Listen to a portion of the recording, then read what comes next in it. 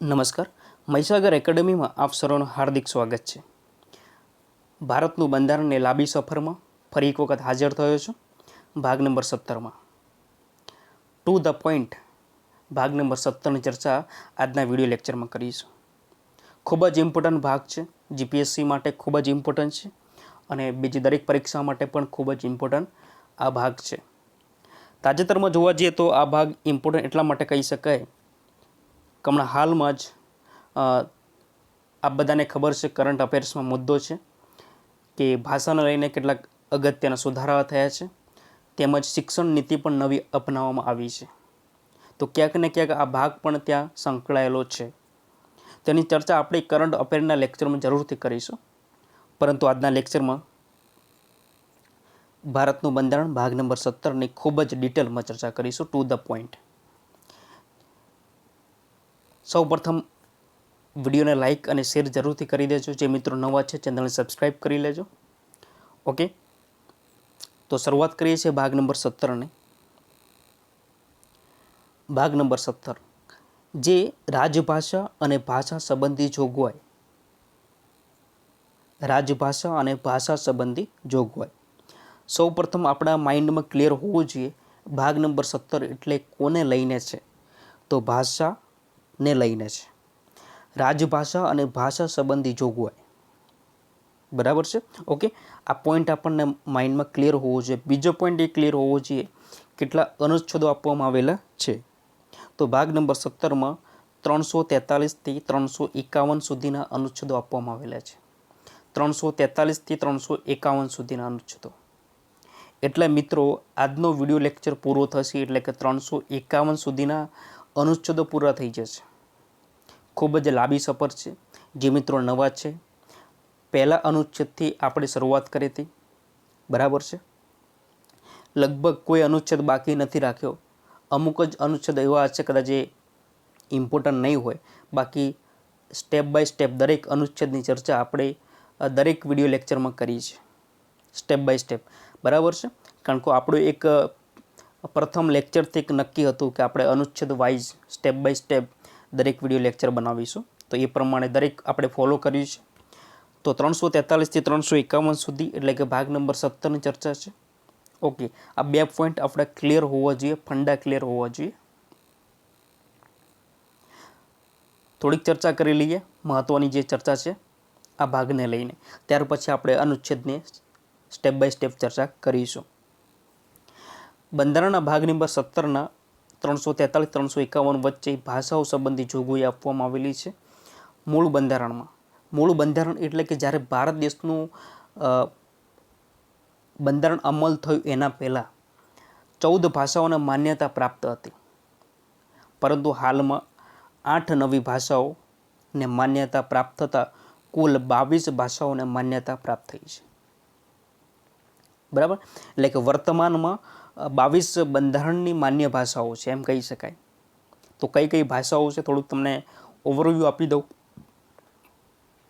હિન્દી, બંગલા, કન્નડ, ગુજરાતી, કશ્મીરી, મરાઠી, પંજાબી, તમિલ, તેલુગુ, સંસ્કૃત, ઉર્દુ, ઉડિયા, મલયાલમ, સિંધી, કોંકણી, મણિપુરી, નેપાલી, ડોગરી, બોડો, મૈથિલી, સંથાલી.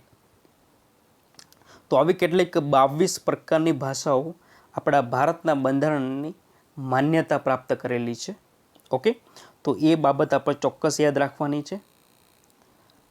ત્રીજા નંબરનો એક મુદ્દો છે કે ભારતીય બંધારણ મુજબ સંઘની એટલે કે ભારત દેશની સત્તાવાર ભાષા દેવનાગરી લિપિવાળી હિન્દી રહેશે.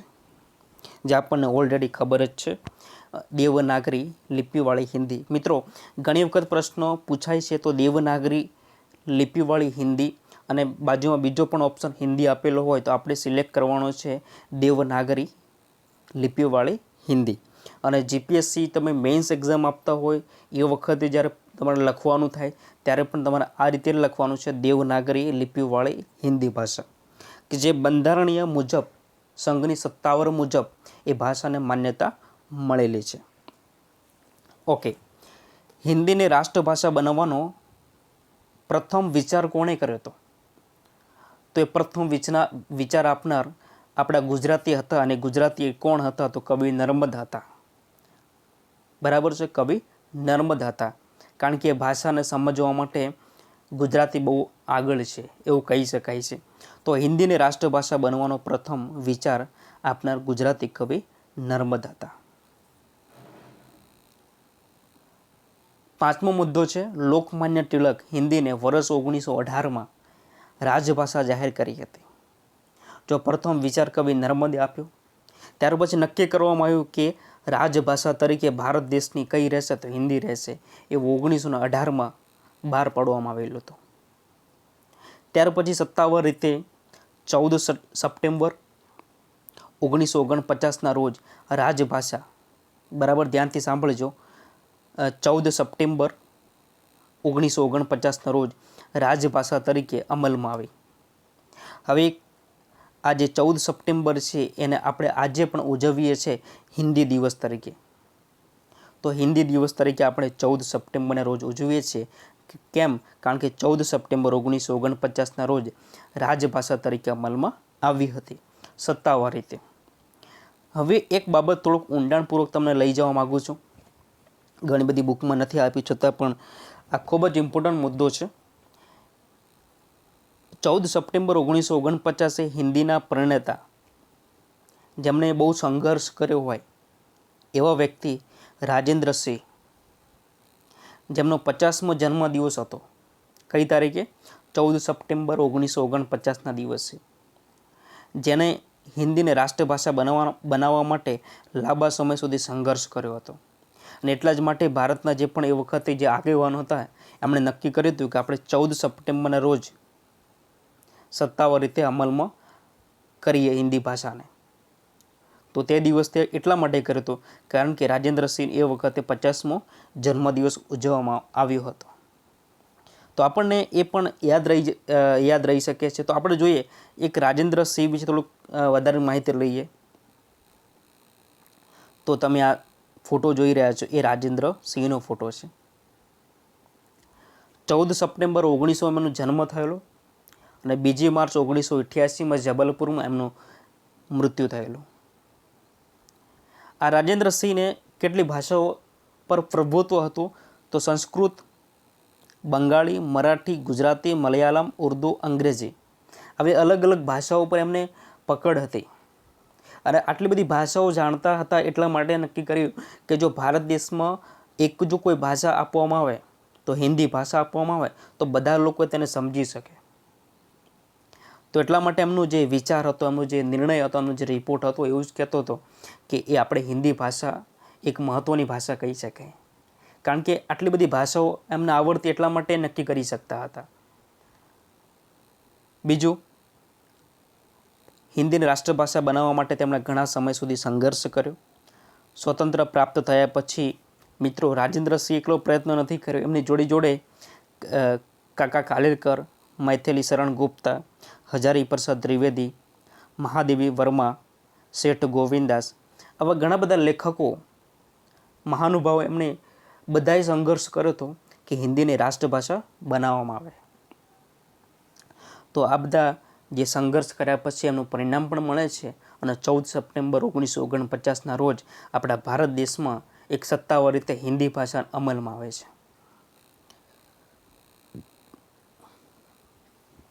આગળ જોઈએ, સંસદમાં એક અધિનિયમ પસાર કરવામાં આવે છે, રાજભાષા અધિનિયમ 1963. રાજભાષા અધિનિયમ 1963 પસાર કરવામાં આવ્યો, જે મુજબ ભારતની રાજભાષા હિન્દી અને સરકારી કાર્યોમાં અંગ્રેજી ભાષાનો ઉપયોગ કરવામાં આવશે એવું ત્યારે નક્કી કરવામાં આવ્યું. કઈ અધિનિયમ મુજબ? તો 1963. મિત્રો, રાજભાષા અધિનિયમ 1963. બરાબર છે. આપણી ભારત સરકારની જે લેંગ્વેજને લઈને જે વેબસાઇટ આપવામાં આવેલી છે એ વેબસાઇટ ઉપર આખો અધિનિયમ આપવામાં આવેલો છે. મેં એક વખત વાંચ્યો છે, તમે પણ એક વખત વાંચી લેજો. બહુ મોટો લાંબો અધિનિયમ છે. રાજભાષા અધિનિયમ 1963 છે. મિત્રો, એક પ્રશ્ન આપણને ચોક્કસ થાય છે, અંગ્રેજી ભાષા કેમ? તો મિત્રો, આપણા દેશમાં આપણને ખબર જ છે કે એ વખતે આપણા દેશ પર અંગ્રેજ રાજ કરતા હતા. એટલે સ્વાભાવિક રીતે આપણે અંગ્રેજી ભાષા ઉપર પકડ એ વખતે વધારે હતી. બરાબર. સંપૂર્ણ ભારત દેશમાં જો કોઈ લેંગ્વેજ એક જ અમલમાં હોય તો એ અંગ્રેજી ભાષા હતી. ઘણા બધા એ વખતના જે જૂના એક્ટ હતા એ પણ અંગ્રેજી ભાષામાં હતા. એટલે એવું નક્કી કરવામાં આવ્યું કે સરકારી જે કામકાજ છે એમાં અંગ્રેજી ભાષાનો ઉપયોગ કરવામાં આવે, બાકી બધે હિન્દી ભાષાનો ઉપયોગ કરવામાં આવે. બંધારણમાં હાલ કુલ કેટલી ભાષાઓ છે? તો 22 ભાષા છે. આપણે જોઈ લીધું. હિન્દી, બંગલા, કન્નડ, ગુજરાતી, કાશ્મીરી, મરાઠી, પંજાબી, તામિલ, તેલુગુ, સંસ્કૃત, ઉર્દુ, ઓડિયા, મલયાલમ, હિન્દી, કોંકણી, મણિપુરી, નેપાળી, ડાંગરી, બાંડો, મૈથિલી, સંથાલી, આ બધી ટોટલ થઈને 22 ભાષાઓ છે. બરાબર છે. હવે આપણે વાત કરીએ કે જે પણ ભાષાઓ હતી, તો ભારત દેશ અમલમાં આવ્યો ને ત્યારે તો ટોટલ 14 ભાષા હતી મૂળ બંધારણમાં. બરાબર છે. ટોટલ 14 ભાષા હતી. જે 15, 16, 17, 18, 19, 20, 21, 22 આ બાકીની જે ભાષાઓને માન્યતા મળી એ કઈ રીતે મળી? તો એમના માટે સુધારા કરવામાં આવ્યા, બંધારણીય સુધારા કરવામાં. કોઈ પણ ભારતના બંધારણમાં કોઈ ભાષાને અમલમાં મૂક્યું હોય તો આપણે એને બંધારણીય સુધારા વગર મૂકી શકતા નથી. તો એના માટે અલગ અલગ બંધારણીય સુધારા કરવામાં આવ્યા. તો અત્યાર સુધીમાં જોવા જઈએ તો 4 એવા સુધારા કરવામાં આવ્યા છે. 1, 2, 3 ને 4. જોઈ લઈએ 4 સુધારા કઈ રીતે છે. તમને યાદ રહી શકે એ રીતે અલગ અલગ ભાગ પાડવામાં આવેલા છે. મને પણ ખબર છે કે ભારતનું બંધારણ આટલો મોટો વિષય, બધું યાદ રાખવાનું, તો એના માટે કંઈક અલગ આપણે કરીએ તો આપણને યાદ રહી જાય. સૌપ્રથમ 21મો સુધારો કરવામાં આવ્યો, 71મો કરવામાં આવ્યો, 92મો અને 96મો. 21મો, 71મો, 92મો અને 96મો. એટલે 4 સુધારામાં અલગ અલગ ભાષાઓ એડ થવાય. જોઈએ પહેલો 21મો બંધારણીય સુધારો 1900 સંસદમાં થયો 1967માં, જેમાં સિંધી ભાષા એડ કરવામાં આવી. કઈ ભાષા એડ કરવામાં આવી? સિંધી ભાષા. ત્યાર પછી 71મો સુધારો થયો 1992માં, કે જેમાં 3 ભાષા એડ કરવામાં આવી, કોંકણી, મણિપુરી, નેપાળી. બરાબર છે. ત્યાર પછી 92મો સુધારો કરવામાં આવ્યો 2003માં, જેમાં ટોટલ 4 ભાષાઓ એડ કરવામાં આવી, બોડો, ડાંગરી, મૈથિલી, સંથાલી. યાદ આવ્યું? બોડો, ડાંગરી, મૈથિલી, સંથાલી. ત્યાર પછી 96મો સુધારો કરવામાં આવ્યો 2011માં, જેમાં ઓડિયા ભાષા એડ કરવામાં આવી છે. બરાબર, ઓડિયા, જેને આ રીતે પણ લખે છે ઓડિયા કરી. બરાબર, શોખી. તો આવી રીતે 4 સુધારા થયા. માઇન્ડમાં પેક જ રાખજો. સુધારા થયા 4, 21માં, 71માં, 92માં અને 96માં. 21માં સુધારામાં સિંધી ભાષા એડ થઈ, 71માં સુધારામાં કોંકણી, મણિપુરી, નેપાળી, 92માં સુધારામાં 4 ભાષા, બોડો, ડાંગરી, મૈથિલી, સંથાલી. આ પ્રશ્ન ગઈ કોઈ પરીક્ષામાં પૂછાઈ ગયેલો છે આઈ થિંક. બરાબર છે. 96માં બંધારણ સુધારો 2011માં થયો, ઓડિયા ભાષા એડ કરવામાં આવી. ઓકે. આ બંધારણ સુધારા કેમ તમને વધારે ફોકસ આપું છું? કારણ કે આમાંથી સવાલો પૂછાઈ ગયેલા છે. તો બની શકે છે ફરીથી પણ સવાલ રિપીટ થઈ શકે છે. હવે એક બીજો પોઈન્ટ આપણે જોઈ લઈએ, શાસ્ત્રીય ભાષા. હા મિત્રો, ભારત દેશમાં એક શાસ્ત્રીય ભાષા તરીકે પણ ઉલ્લેખ કરવામાં આવ્યો છે. તો આપણે દરેક પોઈન્ટની ચર્ચા કરીએ છીએ તો આ પોઈન્ટ પણ આપણે રહી ના જવું જોઈએ, તો એને પણ આપણે કવર કરી લઈએ. બરાબર છે. ઓકે. આપણે ગમે તેમ તૈયારી જ કરવી છે ને એ પણ સારી તૈયારી કરવી છે. તો કોઈ ભાષા પ્રાચીન હોય, બરાબર, વર્ષોથી આવતી હોય, 1000 વર્ષ, 500 વર્ષથી ભાષા આપણી ભારત દેશની અંદર હોય, એના પુરાતત્વો મળતા હોય, એના જે પુસ્તકો મળતા હોય, તો આપણે એ ભાષાને શાસ્ત્રીય ભાષા તરીકે ઓળખીશું. કઈ ભાષા તરીકે ઓળખીશું? શાસ્ત્રીય ભાષા તરીકે ઓળખીશું. તો તમને ખ્યાલ આવી ગયો શાસ્ત્રીય ભાષા એટલે શું? ઓકે. હવે 2004માં એક નક્કી કરવામાં આવ્યું કે આપણે એક શ્રેણી બનાવો કે આટલી આટલી શાસ્ત્રીય ભાષાઓ છે. શાસ્ત્રીય ભાષાઓનો મતલબ એ થશે કે જૂની ભાષાઓ છે. બરાબર છે. તો 2004માં પહેલી વાર તમિલ ભાષા એડ કરવામાં આવી, કે જે આપણે શાસ્ત્રીય ભાષા તરીકે છે. ત્યાર પછી સંસ્કૃત ભાષા એડ થઈ 2005માં. ત્યાર પછી તેલુગુ ભાષા એડ થઈ 2008માં. 2008માં 2 ભાષાઓ એડ થઈ, તેલુગુ અને કન્નડ. પછી 2013માં મલયાલમ ભાષા એડ થઈ અને 2014માં ઉડિયા ભાષા એડ થઈ. ક્લિયર થઈ ગયું? તો શાસ્ત્રીય ભાષા 2004થી એક શ્રેણી બનાવવામાં આવે છે,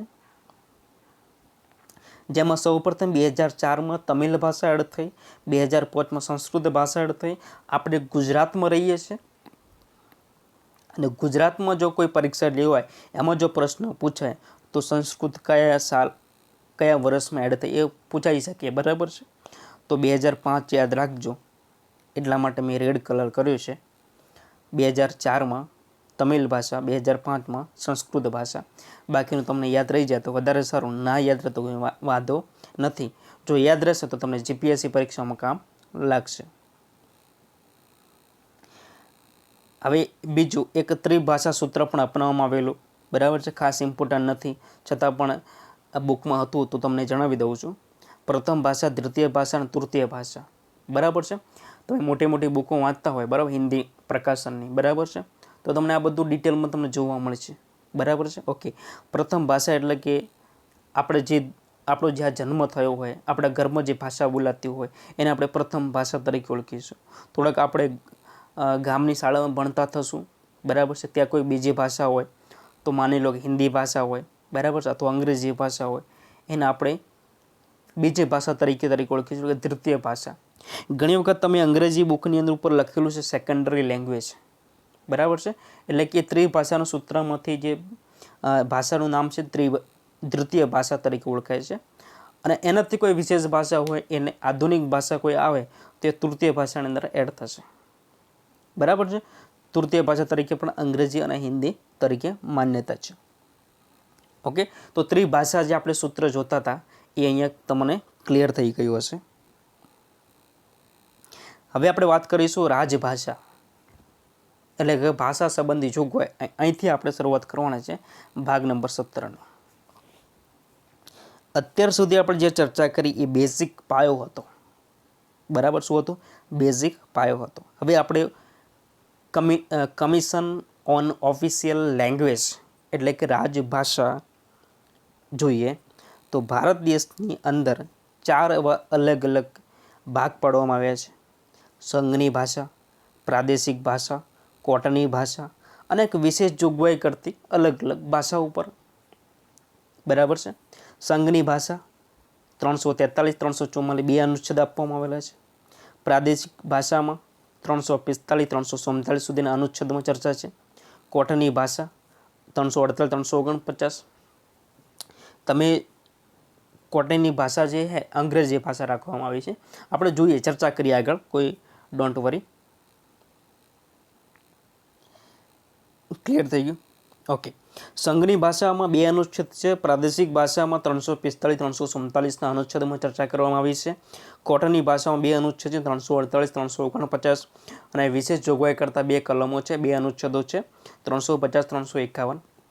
In short 343 થી 351 સુધીમાં આપણા ભાગ નંબર 17માં 4 અલગ અલગ ભાગ પડે છે, બરાબર છે. સંઘની ભાષા, પ્રાદેશિક ભાષા, કોટની ભાષા અને વિશેષ જોગવાઈ. આવું આપણા માઇન્ડમાં ક્લિયર હશે તો આપણે એને સરળતાથી યાદ રાખી શકીશું. તો સૌપ્રથમ જોઈએ આપણે સંઘની ભાષા. 2 અનુચ્છેદ છે, 343, 344.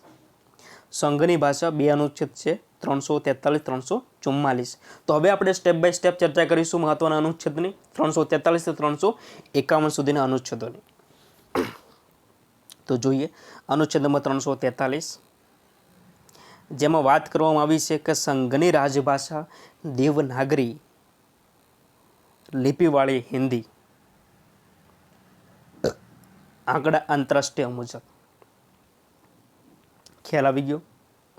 અનુચ્છેદ નંબર 343માં એવું કહેવામાં આવે છે કે આપણી સંઘની જે રાજભાષા છે એ દેવનાગરી લિપિવાળી હિન્દી રહેશે, બરાબર છે. ઓકે. બીજું એના જે આંકડા હોય છે, આંકડા એટલે કે 1, 2, 3, 4 એ અંગ્રેજી ભાષામાં રહે છે. અંગ્રેજી ભાષા કેમ? કારણ કે આંતરરાષ્ટ્રીય ભાષા છે અને ભારત દેશમાં આંતરરાષ્ટ્રીય ભાષા કઈ વપરાય છે? અંગ્રેજી ભાષા વપરાય છે. તો આપણે એને હિન્દીમાં 1, 2, 3 નહીં લખી શકીશું, 1, 2, 3, 4 એમ બોલી શકીશું, પણ જો આપણે લખવું હશે ને તો આ રીતે અંગ્રેજીમાં લખવું પડશે, બરાબર છે. ક્લિયર થઈ ગયું? ઓકે. તો અનુચ્છેદ નંબર 343 એવું કહેવા માંગે છે કે સંઘની રાજભાષા દેવનાગરી લિપિવાળી હિન્દી રહેશે, જેમાં આંકડા આંતરરાષ્ટ્રીય મુજબ રહેશે, એટલે કે ભારત દેશમાં અંગ્રેજી ભાષા છે. અનુચ્છેદ નંબર 344, રાજભાષા માટે આયોગ બનશે.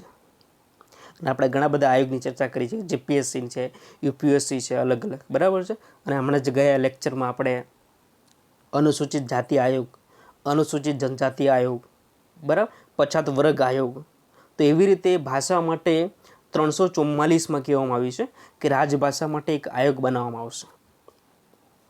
ક્લિયર થઈ ગયું? ઓકે. તો એના આધારિત એક ભાષા પણ તૈયાર થયું છે. બીજી એક વાત, રાષ્ટ્રપતિ, એ વખતે કહેવામાં આવેલું કે રાષ્ટ્રપતિ દ્વારા બંધારણ લાગુ થયાના 5 વર્ષ પછી, એટલે 1950માં બંધારણ લાગુ થયું, એટલે 1955 પછી, ત્યારબાદ 10 વર્ષ એક રાજભાષા આયોગની રચના કરવામાં આવશે. બરાબર છે? તમને શું કહેવા માગું છું, બરાબર ધ્યાનથી સાંભળજો કે પ્રથમ રાજભાષા આયોગની રચના ક્યારે કરવામાં આવશે? 1955માં કરવામાં આવશે. કેમ? કારણ કે 1950માં એવું નક્કી થયું હતું કે બંધારણ લાગુ થયાના 5 વર્ષ પછી અને ત્યારબાદ 10 વર્ષ એક રાજભાષા આયોગની રચના કરવામાં આવશે. બરાબર છે? તો 5 વર્ષ પછી તરત જ એક આયોગની રચના કરવામાં આવી 1955માં બીજી ખેરની અધ્યક્ષતામાં. બરાબર છે? આ પણ પોઈન્ટ તમે યાદ રાખી લેજો. ઓકે. હવે રાજભાષા આયોગ જોઈએ. બીજી ખેર, બરાબર છે? બીજી ખેર એટલે કે બાલ ગંગાધર ખેર, હું એમની વાત કરવા જઈ રહ્યો છું. હવે રાજભાષા આયોગની વાત કરીએ તો એક અધ્યક્ષ, બંધારણની 8મી અનુસૂચિ મુજબ, બંધારણની 8મી અનુસૂચિ મુજબ 22 ભાષાઓનું જાણકાર સભ્યો એડ કરવામાં આવશે. જે રાજભાષા આયોગ બનાવવામાં આવે છે તેમાં એક અધ્યક્ષ રહેશે. જે સભ્યો છે એટલે કે જે અલગ અલગ ભાષાઓ આપણે બંધારણમાં માન્યતા પ્રાપ્ત થઈ છે એ દરેકના જાણકાર વ્યક્તિઓને સભ્યો બનાવવામાં આવશે. જેમની નિમણૂક કોણ કરશે? રાષ્ટ્રપતિ કરશે. પ્રથમ આયોગની રચના ક્યારે થઈ? 1955માં. હવે આ ગોખવણ ના હોય, કારણ કે આપણને અનુચ્છેદ એવું કહેવા માગે છે કે ભારત દેશનું બંધારણ અમલ થાય એના 5 વર્ષ પછી એક આયોગની રચના કરવામાં આવશે. એટલે 1955માં તરત જ આપણે એક આયોગની રચના કરી દીધી, રાજભાષા આયોગ, જેના અધ્યક્ષ હતા બાલ ગંગાધર ખેર, જેને ટૂંકમાં આપણે બીજી ખેર તરીકે ઓળખીએ છીએ. બરાબર છે? અને જે આયોગ છે એ રિપોર્ટ બનાવશે. જે રિપોર્ટ છે એ રાષ્ટ્રપતિને આપવામાં આવશે. આયોગ જે રિપોર્ટ બનાવશે, આયોગ રિપોર્ટ છે એ રાષ્ટ્રપતિને આપવામાં આવશે લાસ્ટમાં. હવે એક વસ્તુ ચોક્કસ છે કે જે રાજભાષા આયોગ છે એ રાજભાષા આયોગને સમીક્ષા કરવા માટે રિપોર્ટ કેવો આપે છે, કેવું કામ કરે છે, તો એની સમીક્ષા માટે એક સંસદીય સમિતિ પણ બનાવવામાં આવશે. તો એવી રીતે સંસદીય સમિતિ બનાવવામાં આવે છે, જેને આપણે સમીક્ષા સંસદીય સમિતિ. કોના માટે બનાવવાની સમિતિ? તો જે આયોગ બનાવવામાં આવ્યું છે રાજભાષા આયોગ, એના માટે. તો રાજભાષા આયોગના ભલામણની સમીક્ષા કરવા એક સંસદીય સમિતિની રચના થશે, જેમાં કુલ 30 સભ્યો હશે. લોકસભામાંથી 20 અને રાજ્યસભામાંથી 10, એટલે કે રાજ્યસભામાંથી. બરાબર છે? લોકસભામાંથી 20 સભ્યો આવશે, રાજ્યસભામાંથી 10 સભ્યો આવશે. ટોટલ થઈ 30 સભ્યો થશે. 30 સભ્યો શું થશે? સમીક્ષા સંસદીય સમિતિ બનશે. હવે આ સમિતિ આયોગની સમીક્ષા કરી રિપોર્ટ છે એ રાષ્ટ્રપતિને આપવામાં આવશે. વર્ષ 1975માં પ્રથમ રાજભાષા આયોગની સમીક્ષા કરવા પંડિત ગોવિંદ વલ્લભ પંતની અધ્યક્ષતામાં સમિતિની રચના કરવામાં આવી. તો સૌ પ્રથમ આ જે સમીક્ષા સંસદીય સમિતિ ક્યારે રચવામાં આવી? તો 1975માં. ક્યારે રચવામાં આવી? 1975માં. બરાબર. ડિટેલ છે મિત્રો, તમારી બુકમાં હશે તો સારું છે, નહીં હોય તો નોંધ કરી લેજો. બરાબર છે? વર્ષ 1975માં પ્રથમ રાજભાષા આયોગની સમીક્ષા કરવા પંડિત ગોવિંદ વલ્લભ પંતની અધ્યક્ષતામાં સમિતિની રચના કરવામાં આવી હતી. 2 અનુચ્છેદ પૂરા થયા. બરાબર છે? આપણે જેમ જોઈએ છીએ એવી રીતે સંઘની ભાષા 343, 344. હવે પ્રાદેશિક ભાષા, પ્રાદેશિક ભાષાના અનુચ્છેદ છે 345 થી 347 સુધીના જે અનુચ્છેદો છે એની ચર્ચા કરવાની છે.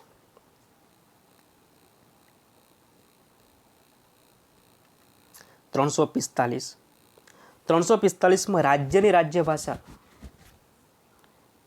ચર્ચા કરવામાં આવી છે. રાજ્યની કોઈ પણ આપણું ગુજરાત છે,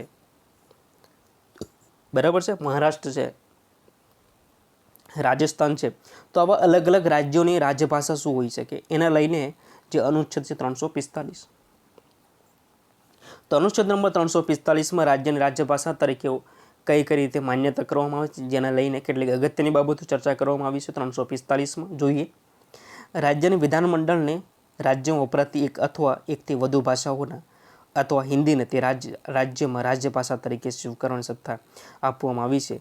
એટલે કે 345 એમ કહેવામાં આવે છે કે ગુજરાત એક રાજ્ય છે, તો ગુજરાત રાજ્યમાં જે પણ ભાષા બોલાય છે એ વિધાનમંડળ નક્કી કરશે કે આપણા રાજ્યની રાજ્યભાષા તરીકે કઈ હોવી જોઈએ. જો એ નક્કી નહીં કરે, બરાબર છે, એ નક્કી નહીં કરે તો એ રાજ્યમાં ભાષા અંગ્રેજી ભાષાનો ઉપયોગ થશે. જો કોઈ રાજ્ય કોઈ સત્તાવાર રીતે કોઈ ભાષાનો નક્કી કરવામાં આવતી નથી તો એ રાજ્યમાં સત્તાવાર રીતે ભાષા અંગ્રેજી ઓટોમેટિક આવી જશે. બરાબર છે. તો 345 એ બાબત કહેવામાં આવી છે. અનુચ્છેદ નંબર 345 રાજ્યની રાજભાષા, રાજ્યના વિધાનમંડળને રાજ્યમાં વપરાતી એક અથવા એકથી વધુ ભાષા, બરાબર છે, અથવા હિન્દીને રાજ્યભાષા તરીકે સ્વીકારી શકે છે. જો એવું કોઈ નક્કી કરવામાં આવતું નથી કે આ રાજ્યમાં કઈ ભાષા હોવી જોઈએ તો એના માટે એ ભાષા ત્યારે અંગ્રેજી ભાષાનો ઉપયોગ કરવો રહેશે. બીજી એક બાબત 345 એડ કરવામાં આવી છે એક નોંધ તરીકે કે મેઘાલય, મિઝોરમ, નાગાલેન્ડ અને અરુણાચલ પ્રદેશ આ જે 4 રાજ્યો છે એમાં રાજભાષા હિન્દી છે, જેનો બંધારણીય 8મી અનુસૂચિમાં સમાવેશ થતો નથી. તો આપણે આ બાબત ધ્યાનમાં રાખવી પડશે. બરાબર છે. કહેવાનો મતલબ એ છે કે પ્રત્યેક રાજ્ય માટે રાજભાષાની જોગવાઈ કરવામાં આવી છે. કોઈ રાજ્ય વિધાનમંડળ દ્વારા કાયદા દ્વારા રાજ્યમાં પ્રયોગમાં લેવાનારી ભાષાઓમાંથી એક અથવા વધુ ભાષાઓને અથવા હિન્દીને તે રાજ્યના બધા વહીવટી ઉદ્દેશો માટે સ્વીકારવી પડશે. જો કંઈ સ્વીકારતી નથી વિધાનમંડળ તો એની ભાષા અંગ્રેજી ભાષા માનવામાં આવશે. બરાબર છે. ઓકે, નાગાલેન્ડ અને મિઝોરમ આપણે જોયું, મેઘાલય, અરુણાચલ પ્રદેશની રાજભાષા કઈ છે તો અંગ્રેજી રાજભાષા છે, કારણ કે 8મી અનુસૂચિમાં એમનો સમાવેશ કરવામાં આવતો નથી. બરાબર છે. બીજું એક પોઈન્ટ વધારે તમને એડ કરાવી દઉં કે આપણા ગુજરાત રાજ્યમાં જોવા જોઈએ તો કઈ રાજભાષા છે તો ગુજરાતી ભાષા છે. એવું હા, જોડે જોડે હિન્દીને પણ આપણે રાજભાષા તરીકે સ્વીકારીએ છીએ. પંજાબ અને ગુજરાત બરાબર, આ બે એવા રાજ્યો છે કે એમણે હિન્દી ભાષાને પણ રાજ્યભાષા તરીકે ઓળખાય છે. પંજાબમાં 2 ભાષા, એક પંજાબી અને હિન્દી. ગુજરાતમાં 2 ભાષા, ગુજરાતી અને હિન્દી. બરાબર છે. તો આ 2 અલગ થોડાક પોઈન્ટ હતા, નોંધ કરવા જેવી હતી, મેં તમને જણાવી દીધું. અનુચ્છેદ નંબર 346ની ચર્ચા કરીએ તો એક રાજ્ય અને બીજા રાજ્ય વચ્ચે અથવા કોઈ રાજ્ય અને સંઘ વચ્ચે વ્યવહાર માટે રાજભાષા હિન્દી રહેશે અથવા અંગ્રેજી ભાષા રહેશે. એટલે કે ગુજરાત અને પંજાબ, બરાબર છે, ગુજરાત અને કેરળ વચ્ચે જો વ્યવહાર કરવો છે તો એમના માટે જે ભાષા છે હિન્દી રહેશે અથવા અંગ્રેજી ભાષા રહેશે. એટલે એક રાજ્ય અને બીજા રાજ્ય વચ્ચે પત્ર વ્યવહાર કરવો હોય તો આપણે એ ભાષાનો ઉપયોગ કરીશું હિન્દી ભાષામાં અથવા અંગ્રેજી ભાષામાં. અનુચ્છેદ નંબર 347 રાજ્યની કોઈ એક ભાગની વસ્તીની બોલાતી ભાષા જો રાજ્યની જનસંખ્યાના પર્યાપ્ત ભાગ દ્વારા માંગ કરવા પર રાષ્ટ્રપતિ આદેશ દ્વારા તે જનસંખ્યા દ્વારા બોલવામાં આવતી ભાષાને તે રાજ્યમાં અથવા રાજ્ય કોઈ ભાગમાં સરકારી માન્યતા મળશે. કેવી રીતે આ સમજાયું નહીં તો એ સમજાવવા માટે તમને ઉદાહરણ આપું છું. કચ્છ, તમે કચ્છમાં જશો તો કચ્છી ભાષા બોલવામાં આવશે, સૌરાષ્ટ્રમાં જશો તો કાઠિયાવાડી ભાષા બોલવામાં આવશે. બરાબર છે. તો અલગ અલગ પ્રદેશમાં અલગ અલગ ભાષા બોલાય છે, આપણે એની માન્યતા આપેલી છે. બરાબર. તો ગુજરાત રાજ્ય છે તો આમાં અલગ અલગ ભાષાઓ છે, તો આપણે રાષ્ટ્રપતિને આદેશ કરી શકીએ છીએ કે અમારો જે આખો પ્રદેશ છે એમને આ ભાષા આવડે છે. બરાબર છે. તો એ ભાષા એ પ્રદેશ પૂરતી આપણને માન્યતા મળે છે.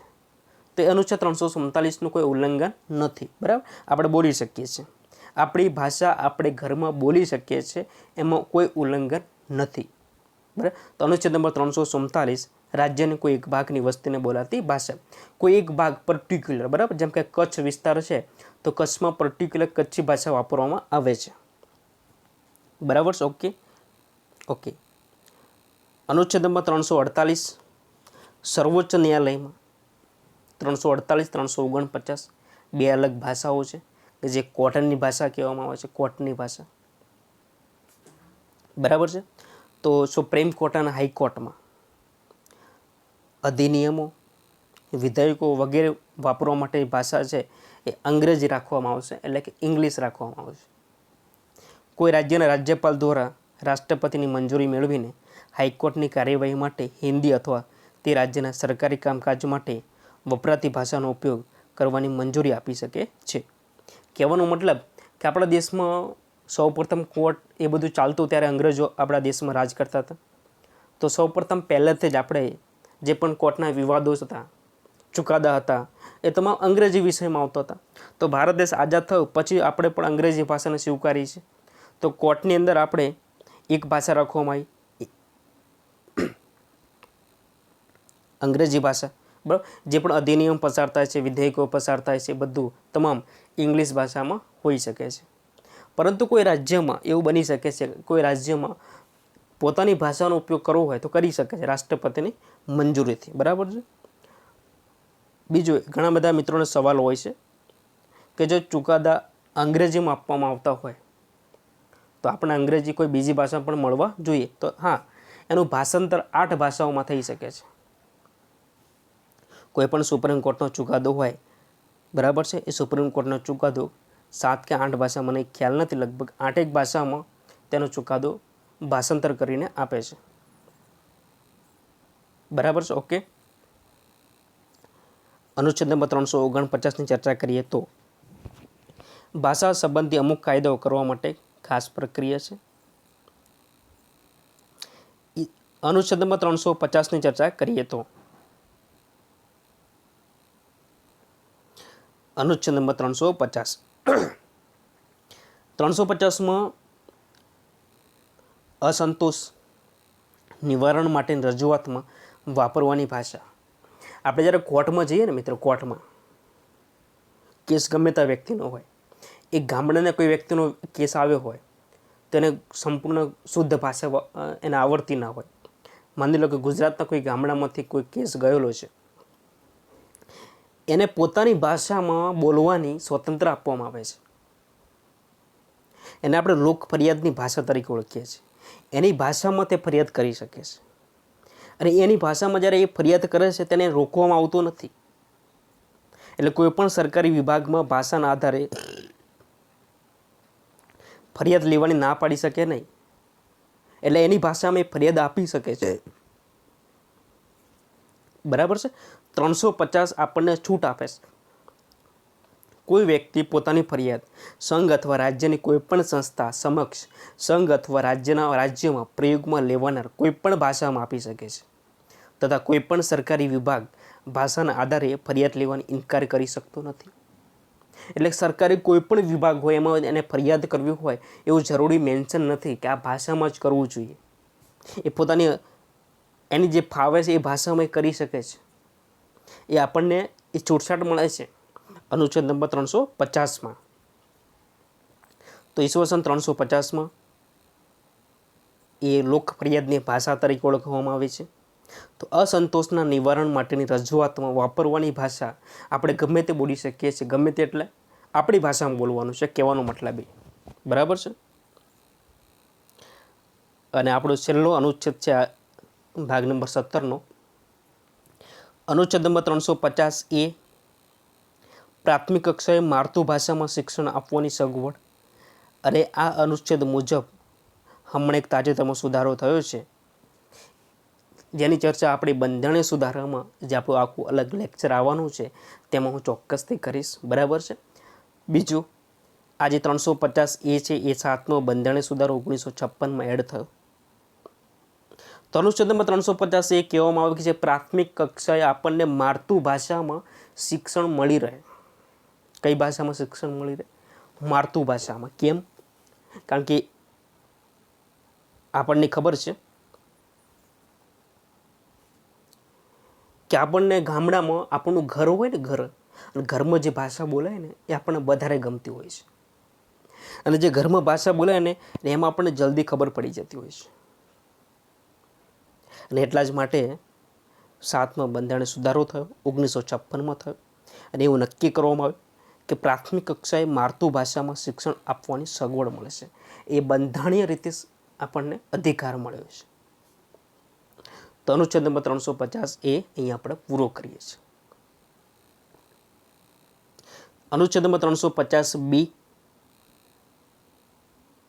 ભાષાકીય લઘુમતીઓ માટે ખાસ અધિકારી, કે જે લઘુમતી છે ભાષાઓને લઈને, બરાબર છે, તો એમના માટે એક અધિકારી નિમણૂક કરવામાં આવશે. અને અધિકારી નિમણૂક 1975થી કરવામાં આવે છે. વર્ષ 1975માં ભાષાકીય લઘુમતી માટે એક વિશેષ અધિકારી કરવામાં આવે છે, જેનું કાર્યાલય અત્યારે નવી દિલ્હીમાં છે. એનું કાર્યાલય ઘણી વખત બદલાયેલા છે, પરંતુ હાલમાં 2020માં નવી દિલ્હી ખાતે છે. બીજું એક વાત તમને કહી દઉં કે હાલના જે અધિકારી કોણ છે, તો નંદલાલ કરીને વ્યક્તિ છે કે જે ભાષાકીય લઘુમતી માટે ખાસ અધિકારી તરીકે ફરજ બજાવી રહ્યા છે. અનુચ્છેદ નંબર 351,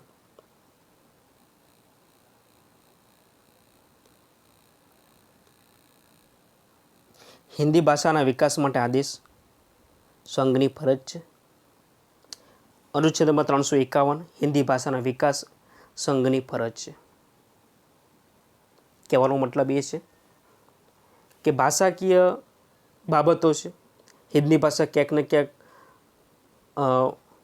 શું એનો વ્યાપ ઘટી ના જાય, બરાબર છે, વધુમાં વધુ લોકો એને જાણે, સમજે, બરાબર છે. તો આના માટેની જે ફરજ છે એ સંઘની ફરજ છે. તો અનુચ્છેદ નંબર 351 એવું કહેવા માગે છે કે હિન્દી ભાષાના વિકાસ માટે આદેશ આપી શકે છે, એના ઉત્થાન માટે અલગ અલગ કાર્યક્રમો કરી શકે છે, બરાબર છે, સુલેખનની સ્પર્ધા રાખી શકે છે. તો આવા બધા ઘણા બધા જે કાર્યક્રમો થાય છે, બરાબર, સુલેખનમાં તાલુકા કક્ષાએ, જિલ્લા કક્ષાએ, રાજ્ય કક્ષાએ, નેશનલ લેવલે જે સ્પર્ધા યોજવામાં આવે છે, એ તમામ કાર્યો સંઘ કરી શકે છે 351 મુજબ. તો આ સાથે આપણો ભાગ નંબર 17 અહીંયા પૂરો કરીએ છીએ. થોડુંક આપણે રિવિઝન કરી લઈએ ફટાફટ.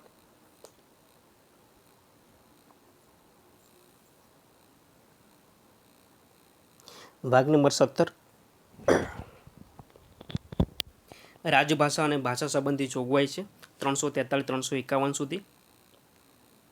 ફટાફટ હું વાંચી લઉં છું, બરાબર, ધ્યાનથી સાંભળી લેજો.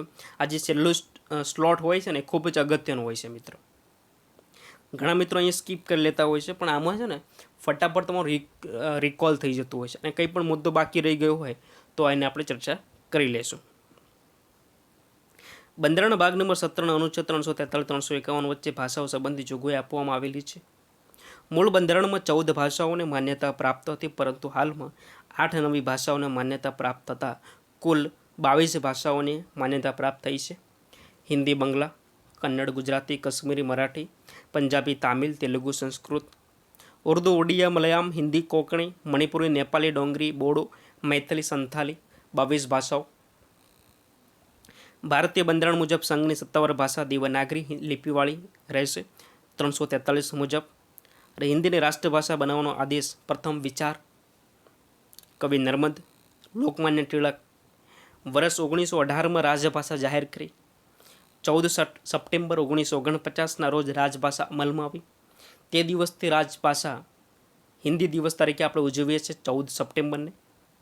એક હકીકત છે, 14 સપ્ટેમ્બર 1949 હિન્દીના પરિણત રાજેન્દ્ર સિંહનો 50મો જન્મદિવસ હતો, જેણે હિન્દીને રાષ્ટ્રભાષા બનાવવા માટે લાંબા સમય સુધી સંઘર્ષ કર્યા છે. સંસદ રાજભાષા અધિનિયમ 1963 પસાર કરવામાં આવ્યું, જે મુજબ ભારતની રાજભાષા હિન્દી અને સરકારી કાર્યોમાં અંગ્રેજી ભાષાનો ઉપયોગ કરવામાં આવ્યો. બંધારણમાં કુલ ભાષા 22 છે.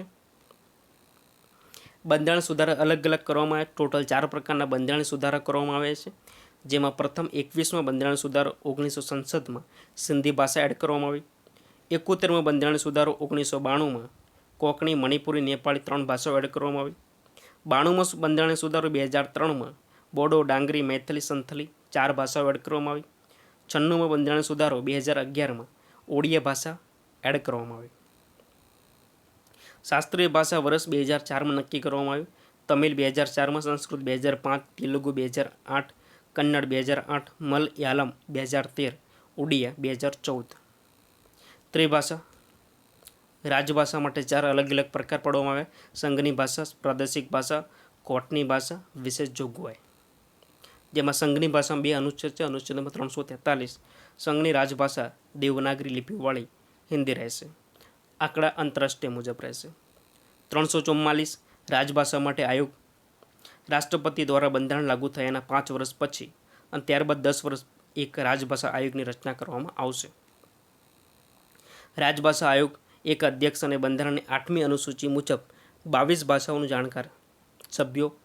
નિમણૂક રાષ્ટ્રપતિ દ્વારા. પ્રથમ આયોગની રચના 1955માં. અધ્યક્ષ બાલ ગંગાધર ખેર હતા. હાલના અધ્યક્ષ વિનય કુમાર છે. આ જે રિપોર્ટ તૈયાર કરે છે એ રાષ્ટ્રપતિને આપવામાં આવે છે અને એને સમીક્ષા કરવા માટે સમીક્ષા સંસદીય સમિતિ રચના કરવામાં આવી. જે આયોગની ભલામણની સમીક્ષા કરવા માટે એક સંસદીય સમિતિની રચના થશે. કુલ 30 સભ્યો હોય છે. 20 લોકસભામાંથી આવતા હોય છે, 10 રાજ્યસભામાંથી આવતા હોય છે. આ સમિતિ આયોગની સમીક્ષા કરી રાષ્ટ્રપતિને આપશે. વર્ષ 1975માં પ્રથમ રાજભાષા આયોગની સમીક્ષા કરવા માટે પંડિત ગોવિંદ વલ્લભ પંતની અધ્યક્ષતામાં સમિતિની રચના કરવામાં આવી હતી. અનુચ્છેદ નંબર 345 રાજ્યની રાજ્યભાષા એટલે કે કોઈ પણ રાજ્ય હોય એની રાજ્યભાષા. 345 મેઘાલય, મિઝોરમ, નાગાલેન્ડ અને અરુણાચલ પ્રદેશની રાજભાષા હિન્દી છે, જેનો બંધારણ 8મી અનુસૂચિમાં સમાવેશ થતો નથી. 346 એક રાજ્ય બીજા રાજ્ય વચ્ચે જે વ્યવહાર કરવાનો છે પત્ર વ્યવહાર એ હિન્દીમાં રહેશે અથવા અંગ્રેજી ભાષા. 347 રાજ્યને કોઈ અલગ એક ભાગમાં બોલાતી ભાષા માટે માન્યતા આપવા માટે. 348 કોર્ટ માટે જે ભાષા છે અંગ્રેજી ભાષા રહેશે અને કોઈ રાજ્ય એની હિન્દી ભાષા અથવા પોતાની ભાષા બનાવી શકે છે રાષ્ટ્રપતિની મંજૂરી લઈને. 349 ભાષા સંબંધી અમુક કાયદાઓ કરવા માટે ખાસ પ્રક્રિયા બતાવવામાં આવી છે 349માં. 350માં અસંતોષના નિવારણ માટેની રજૂઆતમાં વાપરવાની ભાષા કોઈપણ વ્યક્તિ પોતાની ભાષામાં એ ફરિયાદ કરી શકે છે સરકારી વિભાગમાં. 350 એ પ્રાથમિક કક્ષાએ માતૃભાષામાં શિક્ષણ આપવાની સગવડ. 350 બી ભાષા કે લઘુમતી માટે ખાસ અધિકારી નિમણૂક કરવામાં આવશે. 351 હિન્દી ભાષાના વિકાસ માટે આદેશ આપી શકે છે સંઘ. બરાબર છે. ઓકે, તો સંપૂર્ણ ભાગ નંબર 17ને આપણે રિવિઝન સાથે પણ ચર્ચા કરી દીધી છે. છતાં પણ કોઈ ડાઉટ હોય તો નીચે કમેન્ટ બોક્સમાં જણાવી શકો છો. હું આશા રાખીશ કે આ વિડીયો તમને બહુ જ ગમ્યો હશે. તમારા મિત્રો સુધી શેર કરી લેજો. જે મિત્રો નવા હતા ચેનલને સબસ્ક્રાઈબ કરવાનું ભૂલતા નહીં. બાજુમાં બેલ આઇકોન પ્રેસ કરી લેજો જેથી કરીને હવે નેક્સ્ટ ભાગની નોટિફિકેશન તમને જલ્દ મળી જાય. ઓકે, તો નવા ભાગમાં મળીશું. ત્યાં સુધી રજા લઉં છું. જય હિન્દ, જય ભારત.